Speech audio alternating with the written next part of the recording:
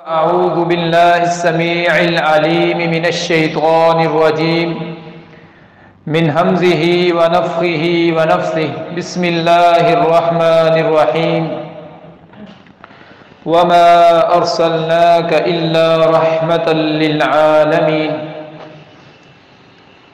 محبوب دو عالم کی الفت ہے بہت اچھی، محبوب دو عالم کی الفت ہے بہت اچھی، مومن کے یہ دامن میں دولت ہے بہت اچھی۔ قرآن ہے بہت اچھا، سنت ہے بہت اچھی، پھر اس پہ چلے امت تو امت ہے بہت اچھی۔ اللہ رب العزت نے کونین کے تاجدار جناب محمد رسول اللہ صلی اللہ علیہ وسلم کو تمام جہانوں کے لیے رحمت بنا کر مبعوث فرمایا ہے۔ انسانوں کے لیے بھی رحمت بنایا، حیوانوں کے لیے بھی رحمت بنایا، جانوروں کے لیے بھی رحمت بنایا، پرندوں کے لیے، جنوں کے لیے، کائنات کی ہر چیز کے لیے رحمت بنا کر مبعوث فرمایا ہے۔ نبی علیہ السلام کی ذات بھی رحمت والی ہے، آپ علیہ السلام کے بیانات بھی رحمت والے ہیں۔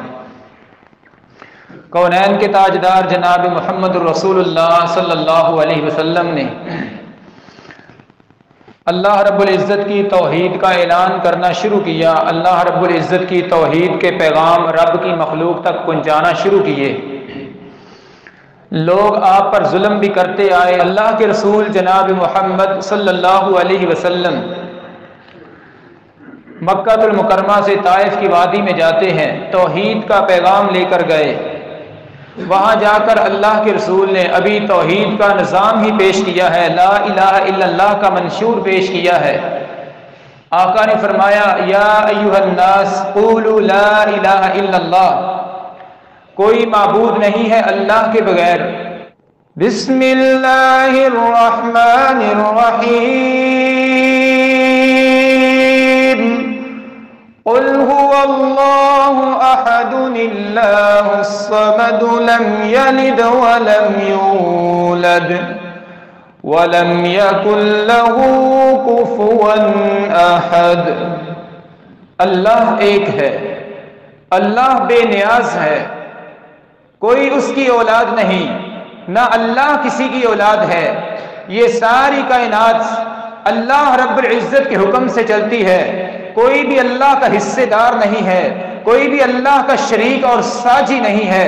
کونین کے تاجدار نے جا کر توحید کا پیغام دیا ہے، ان اللہ علی کل شیء قدیر، اللہ رب العزت ہر چیز پر قادر ہے۔ اللہ کے رسول صلی اللہ علیہ وسلم بیان فرماتے ہیں، میرے پیچھے پیچھے یہ نوجوان پتھر پھینکتے ہوئے دوڑ رہے ہیں، میں آگے آگے جا رہا ہوں، سارا جسم خون میں لت پت ہے، نالین پاک میں خون جم جاتا ہے۔ بد دعا نہیں کی، دعائیں کی ہیں۔ زید کہتے ہیں اے اللہ کے رسول پر دعا کریں۔ یہ سن کر رحمت عالم نے ہنس کر فرمایا، یہ سن کر رحمت عالم نے ہنس کر فرمایا میں دنیا میں قہر و غضب بن کر نہیں آیا، اور دعا مانگی الہی قوم کو چشم بصیرت دے، الہی رحم کر ان پر، انہیں نور ہدایت دے۔ اللہ کے رسول نے بد دعا نہیں کی، دعائیں کی ہیں۔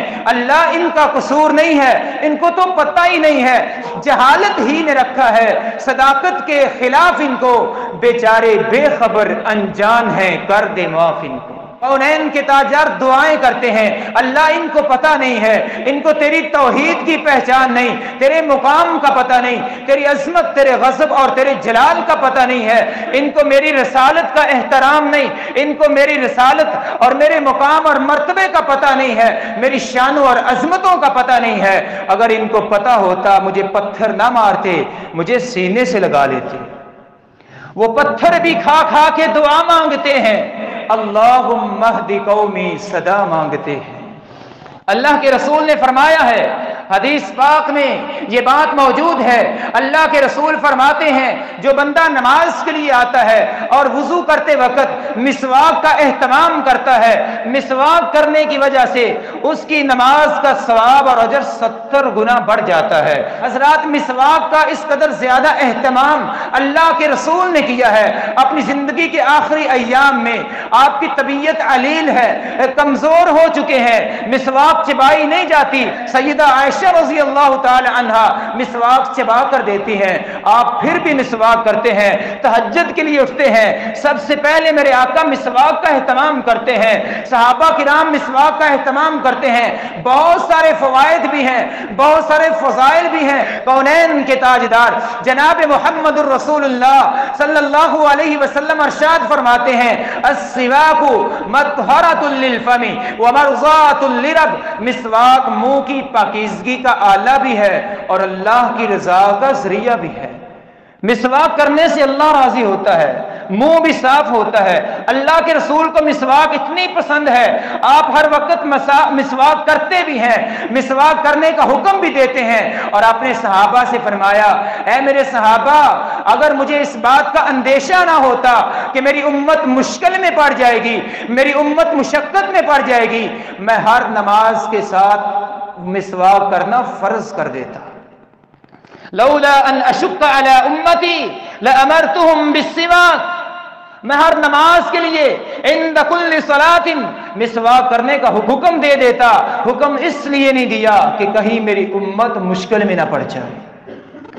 سیدہ عائشہ رضی اللہ تعالی عنہا بیان فرماتی ہیں، صحیح بخاری اور مسلم کے اندر لکھا ہے، آتم النبی صلی اللہ علیہ وسلم فی ذات لیلۃ حتی ذہب آمۃ اللیلہ، فرماتی ہیں ایک رات ایسا ہوا اللہ کے رسول صلی اللہ علیہ وسلم نے عشاء کی نماز کے لیے بہت زیادہ دیر کر دی ہے، مسجد میں نہیں گئے، صحابہ کرام مسجد میں آپ کا انتظار کر رہے ہیں، حتی نام اہل المسجد، مسجد میں حاضر نمازی لوگ، صحابہ کرام کو نیند اور اونگ آنا شروع ہو جاتی ہے، اللہ کے رسول کا انتظار کر رہے ہیں۔ سیدہ عائشہ فرماتی ہے، ثم خرج فصلى، جب رات کا بہت سارا حصہ گزر جاتا ہے، اللہ کے رسول گھر سے نکلتے ہیں، جا کر اپنے صحابہ کو نماز پڑھاتے ہیں، فقال انه لوقتها لولا ان اشق على امتی، اور فرمایا اے میرے صحابہ، اس نماز کا افضل اور بہتر وقت یہی ہے، اگر میں اپنی امت پہ مشقت محسوس نہ کرتا ہر روز اس وقت نماز پڑھاتا۔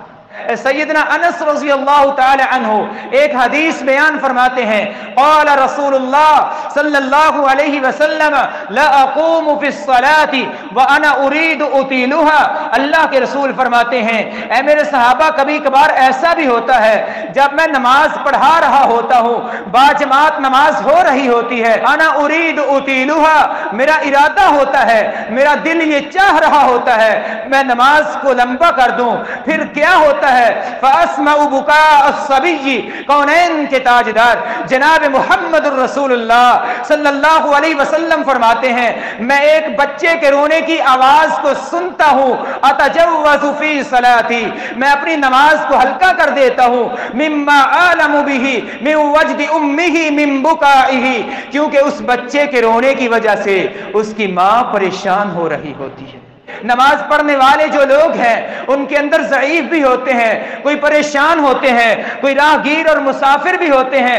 اللہ کے رسول نے یہ پیغام دیا ہے، یہ درس دیا ہے، جو بندہ بھی نماز پڑھانے والا امام ہے اس کو اپنی رعایا کا اور اپنے نمازیوں کا خیال رکھنا چاہیے۔ کتنا احساس ہے، ایک دن ایسا بھی ہوتا ہے رمضان المبارک کا مقدس مہینہ آ جاتا ہے، ایک رات اللہ کے رسول گھر سے نکلتے ہیں اور مسجد میں پہنچ جاتے ہیں، نماز تراویح کا اہتمام ہوتا ہے، اللہ کے رسول نے قرآن پڑھا، لوگوں نے ذوق اور شوق کے ساتھ قرآن کو سنا ہے۔ دوسرا دن ہوتا ہے، اللہ کے رسول صلی اللہ علیہ وسلم پھر مسجد میں تشریف لے کر آتے ہیں، نماز تراویح پڑھاتے ہیں، صحابہ کرام کا شوق اور بڑھ جاتا ہے، بڑے ذوق کے ساتھ، بڑے جذبے کے ساتھ صحابہ کرام آپ علیہ الصلوۃ والسلام کے پیچھے نماز ادا کرتے ہیں۔ تیسرا دن ہوتا ہے، پھر اللہ کے رسول صلی اللہ علیہ وسلم مسجد میں تشریف لاتے ہیں، نماز تراویح کا اہتمام کیا ہے، صحابہ کرام کا اجتماع پہلے سے بھی زیادہ بڑھتا چلا جا رہا ہے۔ چوتھا دن ہوتا ہے، صحابہ کرام پھر اسی معمول کے مطابق مسجد میں حاضر ہوئے ہیں۔ کونین کے تاجدار مسجد میں تشریف لے کر نہیں آئے، نماز تراویح گھر میں ہی پڑھ لیتے ہیں، نفلی نماز ہے، قیام اللیل کا اہتمام اپنے گھر میں ہی کر لیتے ہیں۔ ساری رات صحابہ کرام رضوان اللہ علیہم اجمعین آپ علیہ الصلوۃ والسلام کا انتظار کرتے رہے، نبی علیہ الصلوۃ والسلام آئیں گے، ہمیں نماز پڑھائیں گے، آپ کی زبان مبارک سے قرآن کو سنیں گے۔ حضرات نبی علیہ الصلوۃ والسلام تشریف لے کر نہیں آئے، اگلا دن ہوتا ہے، صحابہ کرام پوچھتے ہیں اے اللہ کے رسول صلی اللہ علیہ وسلم آپ مسجد میں تشریف لے کر نہیں آئے۔ حضرات حبیب کبریا خیر الورا نیر بطحا کونین کے تاجدار مکے کا در یتیم سرکار مدینہ رحمت دو عالم صلی اللہ علیہ وسلم نے فرمایا اے میرے صحابہ میں نے تمہارا ذوق دیکھا، میں نے تمہارا شوق دیکھا، کہیں اللہ رب العزت تمہارے اس شوق کی وجہ سے نماز تراویح بھی تم پر فرض نہ کر دے۔ جن کے پاس آ کر جانور بھی شکایتیں کرتے ہیں، ایک اونٹ آ کر کہتا ہے بلبلاتے ہوئے اے اللہ کے رسول صلی اللہ علیہ وسلم میرا مالک مجھے چارہ کم ڈالتا ہے اور مجھ پہ بوجھ زیادہ ڈالتا ہے۔ جانور بھی آتے ہیں اللہ کے رسول کے پاس، ان کو پتا ہے یہ رحمت للعالمین بن کے آنے والا ہے، تمام جہانوں کے لیے رحمت ہے۔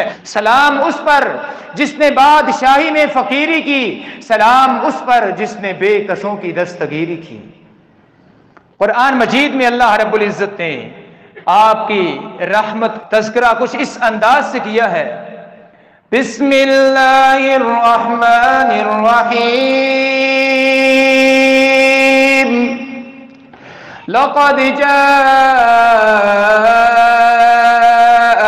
رسول من انفسکم عزیز علیہ ما عنتم حریص علیکم بالمؤمنین حریص علیکم بالمؤمنین رؤوف رحیم۔